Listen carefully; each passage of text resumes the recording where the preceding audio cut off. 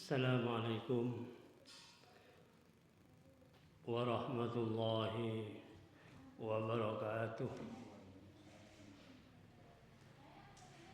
Al-Fatihah min qabulillah hadratin Nabi Rasul Muhammad sallallahu alaihi wasallam.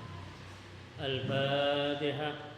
A'udzu billahi minasy syaithanir rajim. Bismillahirrahmanirrahim. Alhamdulillahi rabbil alamin. Ar-Rahmanir Rahim. Maliki yaumiddin. Iyyaka na'budu wa iyyaka nasta'in. Ihdinas siratal mustaqim. Siratal ladzina an'amta 'alaihim ghairil maghdubi 'alaihim waladdallin. Amin. Allahumma shalli wa sallim wa barik alaihi wa ala alihi. Allahumma shalli ala Muhammad ya Rabbi shalli alaihi wa sallim. Arju syafa'ata min Muhammad law kuntu artakibul muharram. Allahumma shalli ala Muhammad ya Rabbi shalli alaihi wa sallim. Manja wa maljauna Muhammad yaumal hawali bihi tahasham. Allahumma shalli ala Muhammad ya Rabbi shalli alaihi wa sallim. وَالنُّورُ جَاءَ بِهِ مُحَمَّدٌ وَالْحَقُّ بَيَّنَ إِن تَكَلَّمَ. Allahumma shalli ala Muhammad ya Rabbi shalli alaihi wa sallim. Ala samai sama Muhammad Jibrilu qala lahu taqaddam. Allahumma shalli ala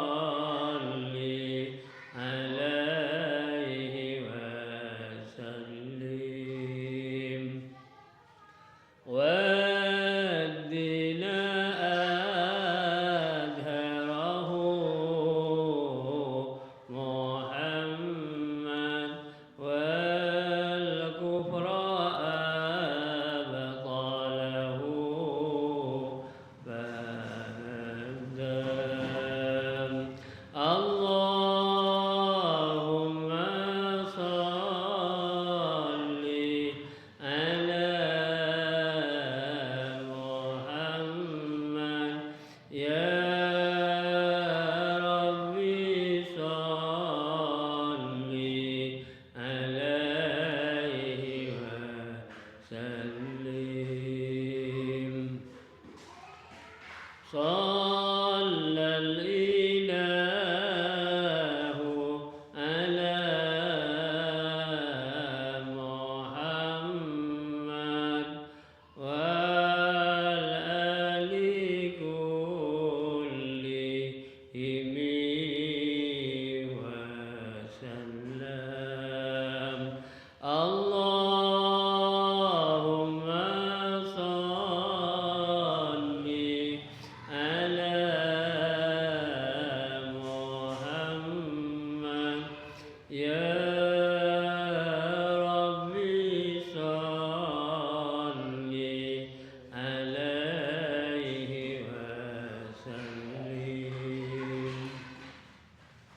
وصلى الله على محمد وعلى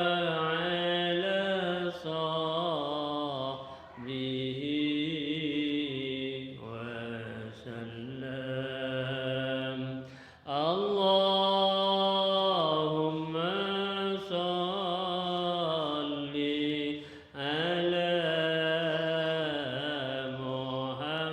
محمد يا ربي صل عليه وسلم اللهم صل وسلم وبارك عليه وعلى آله الجنة ونعيمها سعد لمن يصلي ويسلم ويبارك عليه وعلى آله أثر اللهم قبره الكريم بعرف شديد من صلاة وتسليم اللهم صل وسلم وبارك عليه وعلى آله. Mudah-mudahan dengan membaca sholawat Nabi kita semua nanti mendapatkan syafaat dari Rasulullah Sallallahu Alaihi Wasallam. Mudah-mudahan kita besok di hadapan Allah bisa berkumpul bersama Nabi Muhammad, para nabi yang lain, para siddiqin, para syuhada, para sholihin, para ulama. Akhirnya kita semua oleh Allah dimasukkan ke dalam surganya yang penuh dengan nikmat. Amin. Allahumma amin.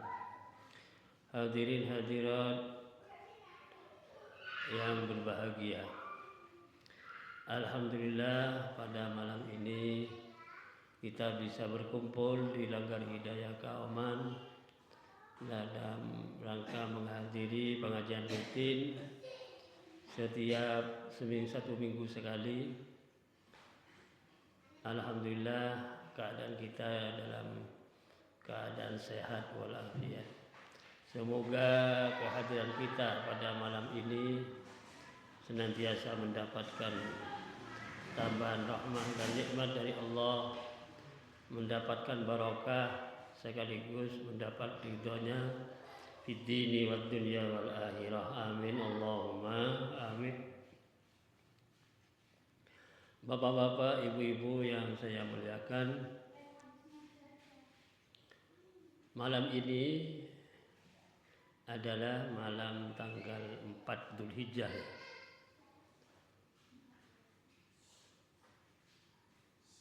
Insyaallah sebentar lagi mudah-mudahan kita diberi kesehatan panjang umur, kita masuk pada Hari Raya Idul Adha. Seperti yang kita ketahui bersama, sebelum hari raya Idul Adha ada puasa yang sangat besar pahalanya, yaitu tanggal 9 Dzulhijjah itu puasa Arafah namanya. Itu pahalanya berdasarkan hadis Nabi bisa menghapuskan 2 tahun dosa kita selama 2 tahun. 1 tahun mulai tahun kemarin sampai ini waktu, dan tahun yang akan datang. Berarti 2 tahun. Ma taqaddama wa ma ta'akhkharna. Dosa dia yang dilanggar selama 1 tahun sebelum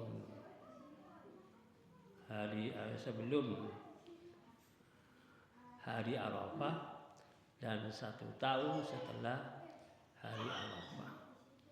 Apabila kita ada waktu dan diberi kesehatan oleh Allah, kita berpuasa Arafah, insya Allah masuk pada hadis Nabi, dosa kita ma taqaddama wa ma ta'akhkhar itu diampuni oleh Allah Subhanahu wa taala. Allahumma amin.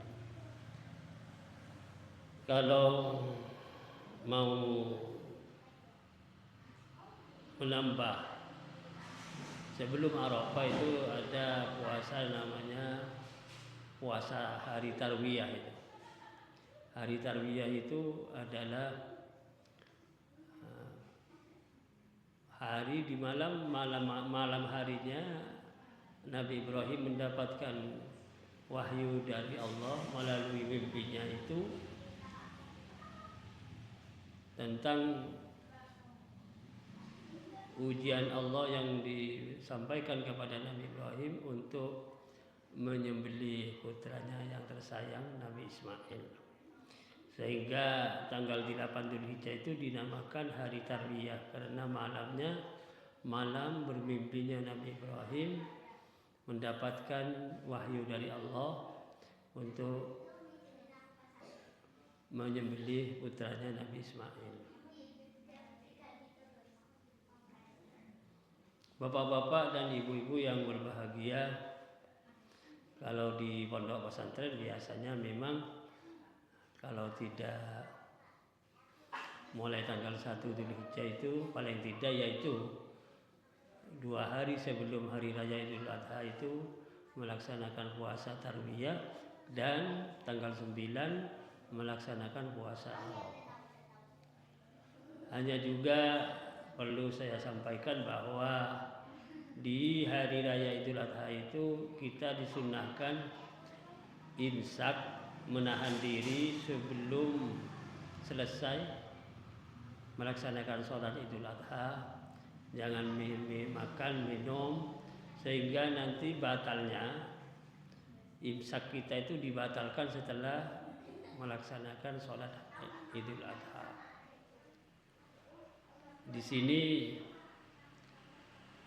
beda dengan Idul Fitri ya. Kalau Idul Fitri itu disunahkan kita berbuka dari pagi hari sebelum sholat Idul Fitri. Tapi kalau Idul Adha itu sunnahnya kita berbuka makan minum setelah sholat. Ada pahala yang diberikan oleh Allah kepada umat Muhammad khusus di Idul Adha, hari raya Idul Kurban. Bapak-bapak dan ibu-ibu yang berbahagia, ini sekilas. Pada malam ini saya akan menyampaikan tentang keistimewaan hamba Allah yang oleh Allah itu diamanatkan kepada Rasulullah tentang kesempurnaan akhlak daripada umat Muhammad, sehingga Nabi bersabda, bu'istu liutammima makarimal akhlak, atau kama qala Rasulullah sallallahu alaihi wasallam. Saya diutus oleh Allah untuk menjadi nabi dan rasul itu diangkat oleh Allah sebagai utusannya agar saya menyempurnakan akhlak daripada umatku. Akhlak itu wujud tindakan dari masing-masing individu, khususnya umat Muhammad itu mempunyai tata krama yang baik, sehingga disebut akhlakul karimah. Memang akhlakul karimah itu menjadi ciri khas umat Islam, umat Muhammad, di mana kebaikannya, keunggulannya, keistimewaannya apabila umat Muhammad itu lengkap. Pertama, dia itu menjadi hamba Allah yang iman, beragama Islam, lalu dibungkus dengan akhlakul karimah, sehingga posisinya dia mulia zahiran wa batinan, mulia di hadapan Allah dunia dan akhirat, dan mulia juga di hadapan sesama apabila hamba Allah itu masing-masing individu punya akhlakul karimah. Akhlak itu aplikasinya pertama, kita berakhlak kepada Allah, mempunyai tata krama yang mulia di hadapan Allah. Terutama kalau dalam wujud keseharian itu, waktu kita melaksanakan ibadah, khususnya sholat, itu harus kita sopan di hadapan Allah, berakhlakul karimah. Ada gambaran yang sangat sederhana, karena kita ini beragama Islam, mengikuti faham ahlus sunnah wal jamaah. Titik beratnya paham ahlus sunnah wal jamaah itu, pertama, di dalam melaksanakan tugas-tugas agama, dalam hal ini perintah Allah dan Rasul, itu memilih tindakan yang unggul. Artinya misalnya sholat yang paling afdol dari semua yang afdol, ya. Sholat yang paling utama gitu ya, waktunya, kemudian bacaannya, kemudian keikhlasannya, kekhusyuannya, bahkan secara lahiriah itu pakaiannya, kan gitu. Jadi menyangkut kesemuanya aspek yang mengandung nilai-nilai tata krama yang mulia. Itu pertama, umat Muhammad dari kalangan kita itu mengutamakan akhlakul karimah, terutama di hadapan Allah gitu ya.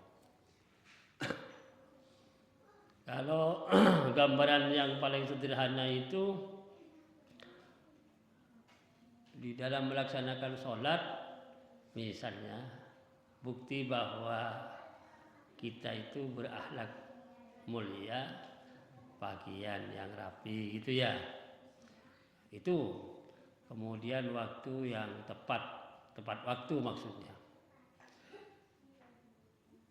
Bahkan didorong supaya akhlak kita lebih baik, diusahakan sholat berjamaah bersama-sama jemaah yang lain. Sampai-sampai teknis pelaksanaan sholat berjamaah itu dihimbau supaya rapi, sopnya lurus, rapat gitu. itu adalah nilai-nilai akhlak itu sebetulnya. Karena memang umat Muhammad, kita orang ini di hadapan Allah harus sopan, berakhlak mulia gitu.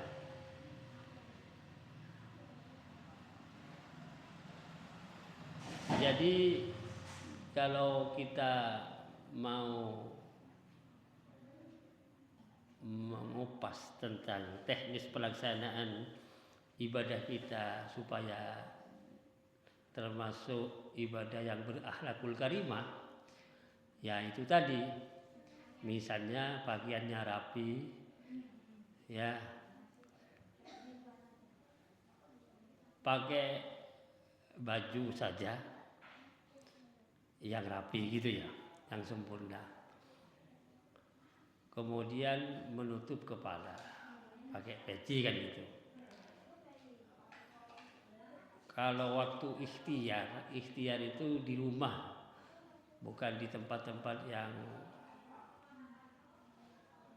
kita tidak bisa melakukan yang lebih baik dalam posisi kepepet, itu lain ceritanya. Tapi kalau dalam waktu yang longgar, itu memang pakaian saja yang kita punya pakaian 3 macam misalnya, 3 pakaian. Itu yang baik, itu pakaian yang terbaik itu yang dipakai. Bukan pakaian yang ada di rumah 3 macam itu yang paling jelek. Ini membuktikan bahwa individu yang memilih pakaian terbaik itu karena mau menghadap Allah, itu namanya nilainya dia berakhlakul karimah. Ini pemahaman sederhana ini, tidak muluk-muluk gitu ya. Beda dengan orang yang mau melaksanakan ibadah khususnya sholat sembarangan, dalam arti membebaskan diri, tidak menitik beratkan kepada akhlakul karimah di hadapan Allah, pokoknya sholat kan gitu. Padahal posisinya dia longgar. Longgar itu artinya bisa memilih gitu. Bisa memilih bagaimana dia usaha bisa melaksanakan sholat yang lebih sempurna, kan begitu. Tapi dia tidak gagas itu. Nah di sini paham Ahlus Sunnah wal Jamaah itu konsentrasinya kepada akhlak mulia di sisi Allah. Bukan menyalahkan orang yang maunya sendiri sholat, bukan. Cuman kita ini diberi pilihan supaya ibadah kita itu lebih sempurna, lebih berbobot gitu. Terus menunjukkan diri kita sebagai hamba Allah yang berusaha menjadi hamba yang berakhlakul karimah. Kenapa kesana pemahamannya? Karena memang Rasulullah itu diutus untuk menyempurnakan akhlak itu. Apakah sebelum turunnya syariat manusia tidak berakhlak? Sudah berakhlak, cuman akhlaknya tidak sempurna. Sehingga perlu diutus seorang nabi untuk menyempurnakan akhlak itu. Dengan sabda Nabi, wa istu liutammima makarimal akhlak. Saya diutus untuk menyempurnakan akhlak-akhlak manusia yang sempurna, supaya menjadi akhlak yang sempurna maksudnya. Bapak-bapak, ibu-ibu yang berbahagia, kemudian kita berakhlak kepada sesama, kepada lingkungan, alam yang ada di sekitar kita. Pokoknya makhluk Allah, termasuk selain manusia, ke binatang, ke benda makanan, dan seterusnya dan seterusnya. Kenapa begitu? Iya, karena akhlak itu perilaku dari seseorang Yang akhlaknya mulia itu tidak nyepeleki ciptaan Allah yang lain, tidak meremehkan makhluk yang lain. Pasti dia menjunjung tinggi karena itu ciptaan Allah. Walaupun itu bagian dari ciptaan Allah, tetapi kita mempunyai rasa, kalau lebih dalam itu keyakinan bahwa ciptaan Allah itu perlu kita junjung tinggi. Karena bukan makhluknya, tetapi kholiknya. Yang menciptakan itu Allah Maha Mulia.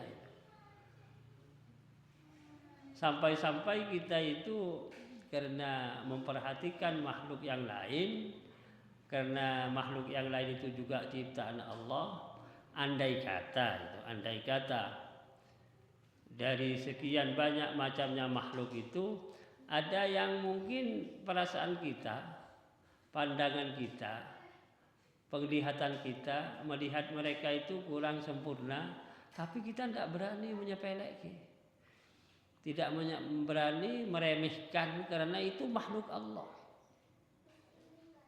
Kalau misalnya manusia sama-sama dengan kita tetapi beda, mungkin kulitnya beda, mungkin bentuknya beda, bedanya bukan cuma sekedar beda, tetapi memang sana lebih jelek, bahasa yang lebih transparan. Tapi kita tidak berani meremehkan makhluk lain yang beda dengan kita itu. Kenapa? Karena kita berakhlak. Kebetulan yang menciptakan makhluk yang demikian itu Allah, bukan siapa-siapa. Sampai-sampai itu kalau orang tua kita dulu, orang sepuh-sepuh kita itu makan saja itu jangan butir-butir yang makanan ada di piring itu jangan terkececer kemana-mana, karena itu harus dihormati. Itu makanan, karena makanan itu rahmat dari Allah, rezeki yang diberikan kepada kita, bagian dari amanat Allah dititipkan kepada kita. Bahkan ada efeknya itu. Misalnya ada makanan, butir-butir yang ada itu kita kumpulkan, kita makan kembali, insya Allah rezeki kita itu tambah gampang, tambah mudah, tambah luas, khususnya di bidang makanan. Tapi kalau sebaliknya, butir-butir itu dibiarkan saja, disepeleki oleh kita, insya Allah kita malah tersendat-sendat rezeki itu, karena rezeki itu diremehkan. Ini nilai-nilai akhlak ada pada seseorang yang kebetulan fahamnya mengikuti faham Ahlus Sunnah wal Jamaah. Nah, di sini poin kehidupan semua manusia, khususnya kita ini, berilmu sebagai hamba Allah yang iman beragama Islam, berilmu, iman, takwa, tapi juga berakhlakul karimah. Kalau cuma mengandalkan keilmuan saja, akhlaknya kurang bagus, itu masih rendah itu. Iya. Bahkan kalau orang tua kita dulu itu bilang, ilmu setinggi langit tapi kurang, maaf ya, kalau kurang ajar maksudnya tidak berakhlak, itu tidak dihargai oleh manusia, oleh orang lain, khususnya oleh Allah tidak, karena akhlaknya jelek. Ilmunya luar biasa. Pada akhir zaman seperti sekarang ini, yang dinamakan erosi mental atau akhlak atau karakter, ya, etika, kan begitu ya. Orang sekarang kan mengupas di berbagai keadaan itu tentang erosinya moralitas bangsa Indonesia. Memang setelah ditelusuri ke dalam betul itu. Karena lepas dari hadis Nabi tadi, naudzubillah min dzalik. Itu Nabi diutus itu untuk menyempurnakan akhlakul karimah itu. Jadi walaupun pinternya setinggi langit, bisa mengukir langit bahasa yang lebih spesifik, tapi moralnya jelek, wah itu tidak ada nilai itu, khususnya di sisi Allah Subhanahu wa Ta'ala. Bapak-bapak, ibu-ibu yang berbahagia, sampai-sampai ada nadoman, kalau di pesantren itu nadoman, syair itu, ya. Kalau bahasa Jawa itu namanya apa namanya?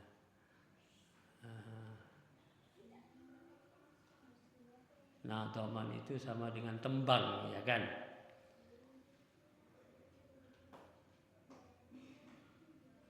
Orang yang dinamakan tampan, cantik, miskin, itu kan ada apa namanya, ada definisinya sebetulnya secara substansial nilai kehidupannya. Dikatakan orang umum itu yang namanya tampan itu kan wajah dan badannya, laki-laki itu. Kalau perempuan yang namanya cantik itu wajah dan bodinya, kan gitu ya. Yang namanya orang kaya itu kan harta dan pekerjaannya. Tapi kalau pemahaman dalam nilai akhlak itu sebaliknya itu. Di dalam pesantren itu dibuat tembang.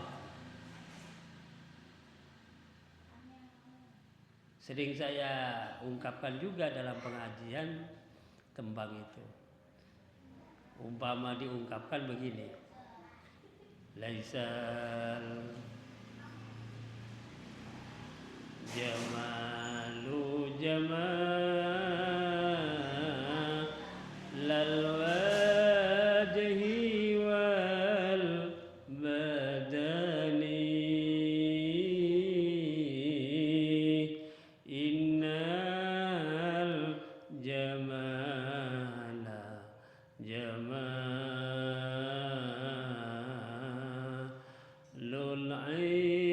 ilmi wal adabi. Monggo bareng-bareng. Maula ya salli wa sallim daiman abada ala habibika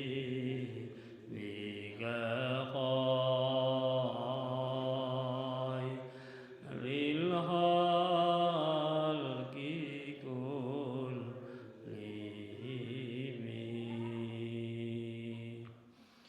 Tak ada orang tampan, hanya wajah dan badannya. Sesungguhnya dia tampan.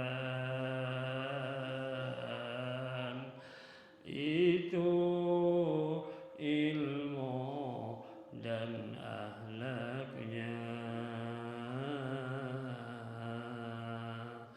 Maula ya salli wa sallim daiman abada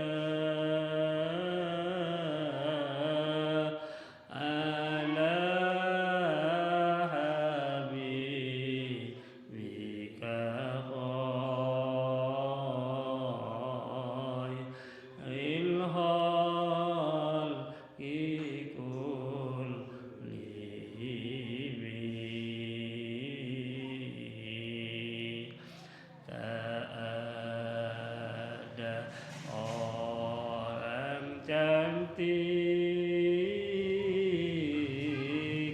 hanya wajah dan badannya. Sesungguhnya dia cantik. Itu ilmu dan akhlaknya.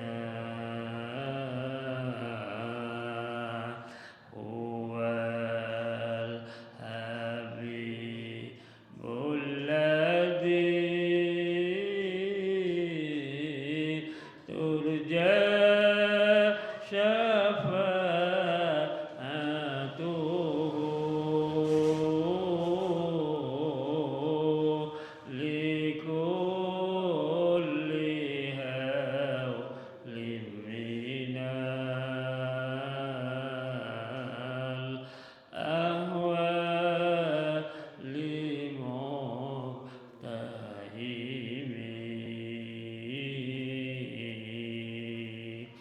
Laisal miskino miskinal mali wal kasabi. Innal miskina miskinul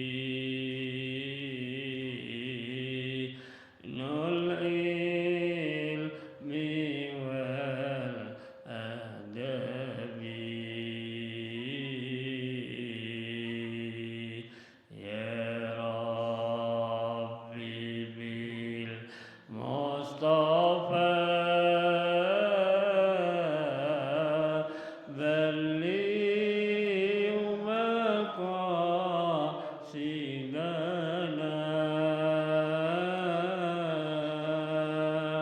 waghfir lana ma madha. Ya wasi'al karami. Tak ada orang miskin, hanya harta dan kerjaan. Sesungguhnya dia miskin. Itu ilmu dan aturan. Huwal habibul ladzi turja syafa'atuhu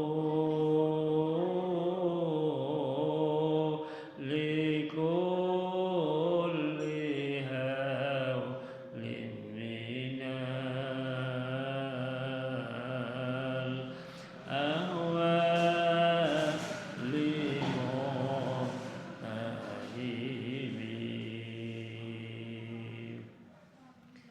Di sini bahwa kalau di Tembang yang ada di pesantren itu titik beratnya pada ilmu dan akhlak.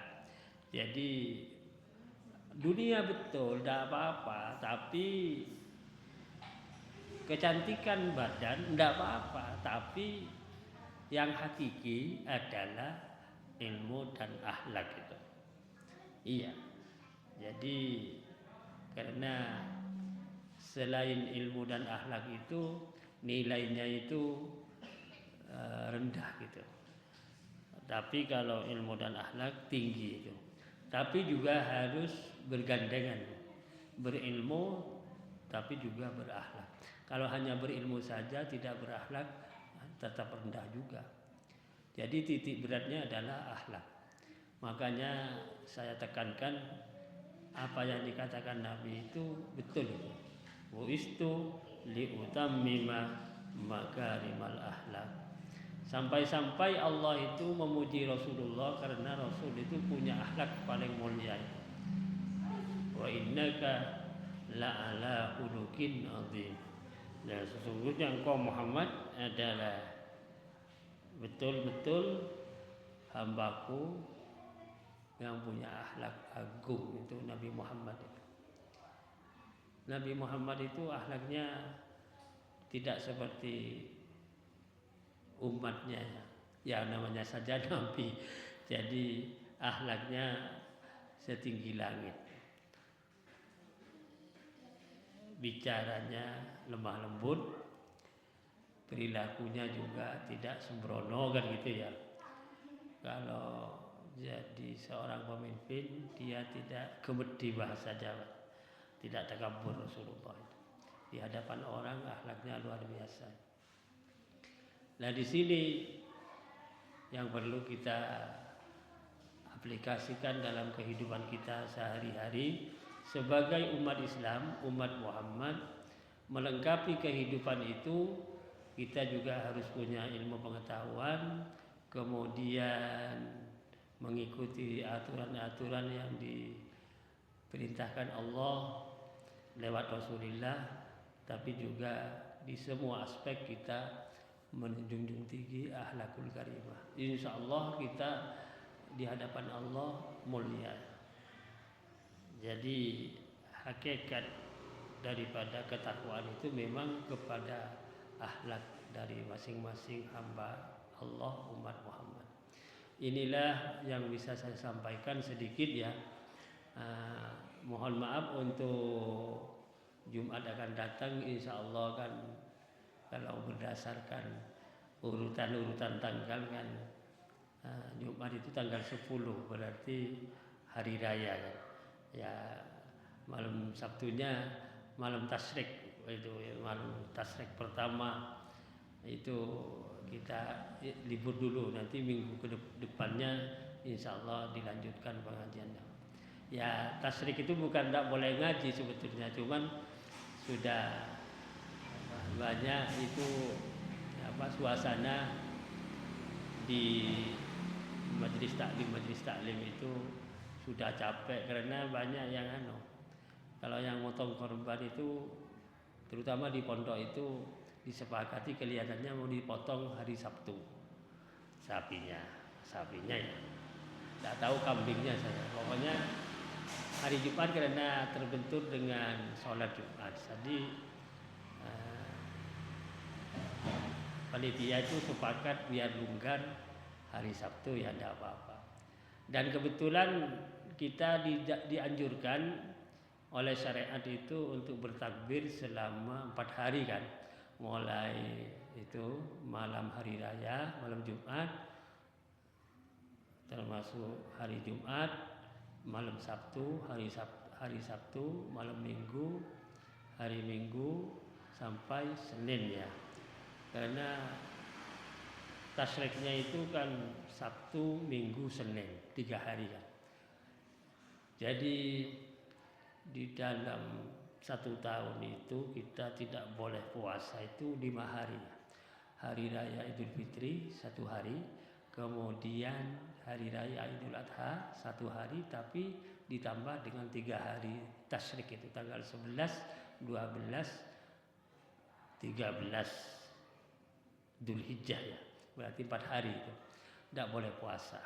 Artinya haram puasa dan juga tidak diperintah, bahkan sebaliknya dilarang. Tidak boleh puasa sunnah maksudnya.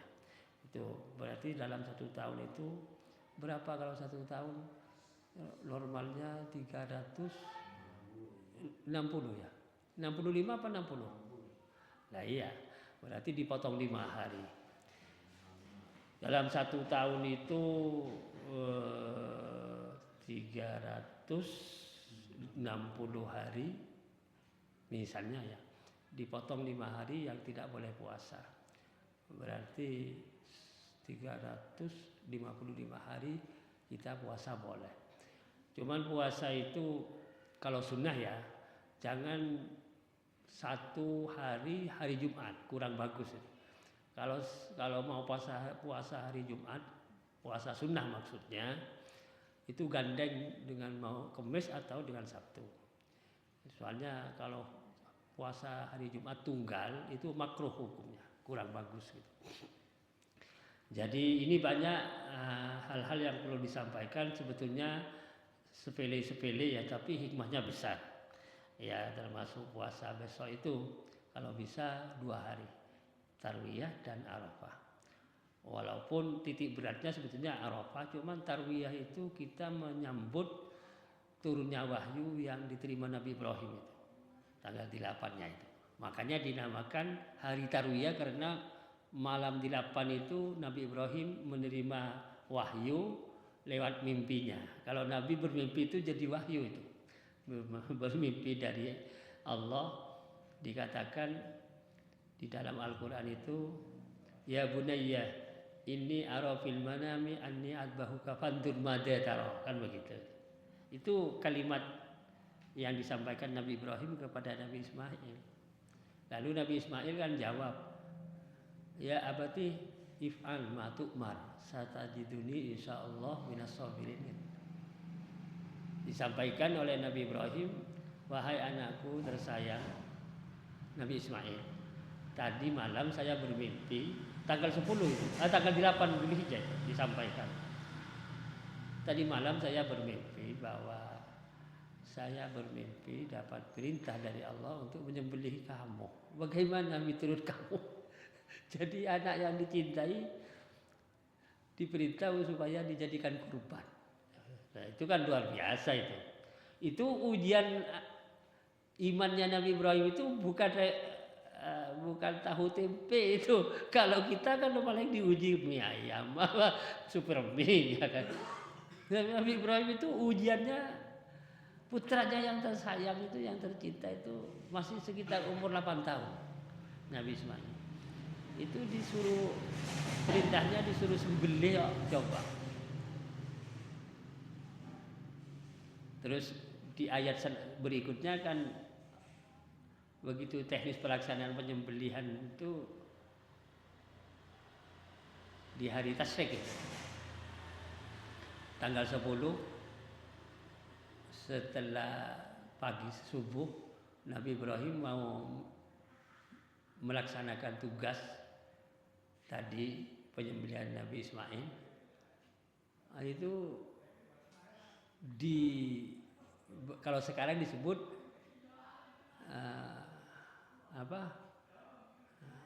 Jumratul Ula, tempat pembalangan jumrah yang pertama, kedua Usta, Aqobah kan gitu. Dari timur Ula, yang ke barat sedikit Usta, ke barat sedikit Aqobah. Di 3 titik itu Nabi Ismail, Siti Hajar, Nabi Ibrahim diganggu setan ceritanya, supaya tidak jadi menyembelih langsung, karena Nabi Ibrahim tahu, Nabi Ismail juga tahu, dan Siti Hajar, lalu dilempari batu setannya itu. Terjadilah jumrah itu, Jumratul Ula, Usta, Aqobah. Bahkan jemaah haji melaksanakan sampai sekarang tanggal 11 3 tempat juga, ya kan? Terus tanggal ya. Tapi kalau tanggal 11 ya, tanggal 11 1 Ula, Usta, Aqobah. Tapi kalau tanggal 10 hanya hanya Aqobah saja. Aqobah saja yang dilempar. Yang pertama, yang tanggal 10 itu. Misalnya Jumat besok itu yang dilempar hanya Jumratul Aqobah saja. 7 kali tapi. Tapi kalau tanggal 11, 12, 13, 1, 2, 3. 1, 2, 3. 1, 2, 3. Itu nafar sani itu.